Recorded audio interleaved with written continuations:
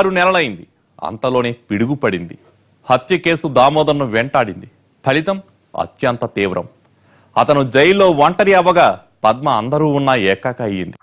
భర్త ఎప్పుడెప్పుడు ఇంటికొస్తాడా అని ఎదురు చూస్తున్న పద్మకు కాల్ వచ్చింది. అది దామోదర్ అక్క దగ్గర నుంచి. దామోదర్ను పోలీసులు అరెస్టు చేశారని, హత్య కేసులో ఇరుక్కున్నాడని చెప్పడంతో స్పృహ తప్పి పడిపోయింది. పెళ్లైన 6 నెలలకే దామోదర్ జైలు పాలయ్యాడు. అది ఊరు కాని ఊరు.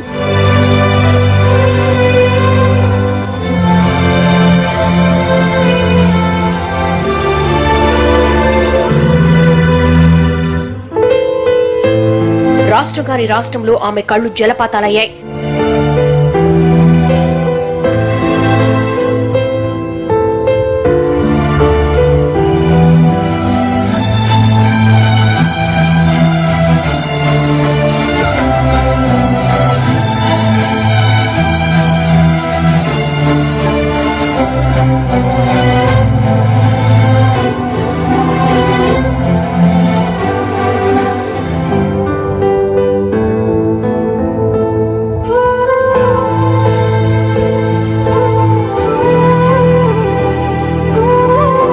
ఆక మేఘాలపై మహారాష్ట్రకు వెళ్ళింది.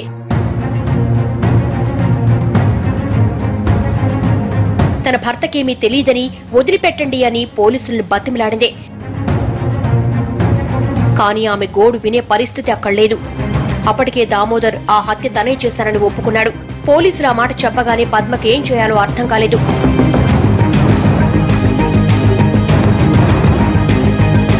నేను నమ్మను, నా భర్తపై బలవంతంగా నేరం మోపుతున్నారు అనుకుంది. అక్కడున్న దామోదర్ను చూసిన ఆమెకు కన్నీళ్లు ఆగలేదు.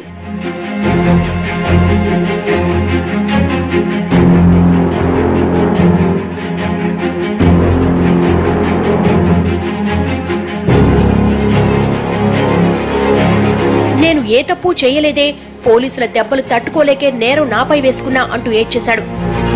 నేరం ఒప్పుకుంటే తొందరగానే బయటకొస్తానంట, పోలీసులు చెప్పారు, నువ్వేం బాధపడకు అన్నాడు. అతడి పరిస్థితి దయనీయంగా మారింది. పద్మకు అన్యాయం చేస్తున్నాననుకుంటూ అతను బాధపడుతున్న తీరు ఆమెను మరింత కలచివేసింది. దామోదర్ని ఎలాగైనా విడిపించాలని, బెయిల్ తెప్పించాలని ఎంతగానో ప్రయత్నించింది.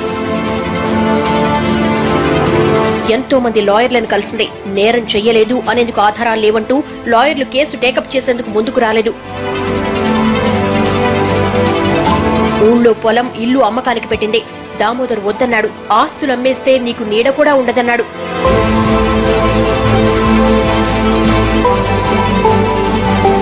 నువ్వే లేనప్పుడు ఇవన్నీ ఉంటే ఎంత, లేకపోతే ఎంత అంటూ పొలం, ఇల్లు అమ్మేసింది. ఆ డబ్బుతో భర్తకు బెయిల్ ఇప్పించాలని చూసింది. ఆ ప్రయత్నాలేవి ఫలించలేదు. దేవుడే తనకి పరీక్ష పెట్టాడనుకుంటూ విధిరాతకు తల వంచింది.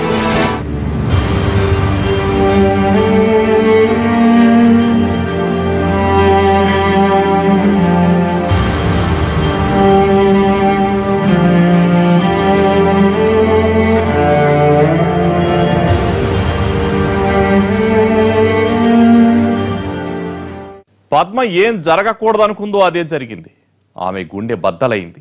భర్త కోసం ఆమె ఏం చేసిందో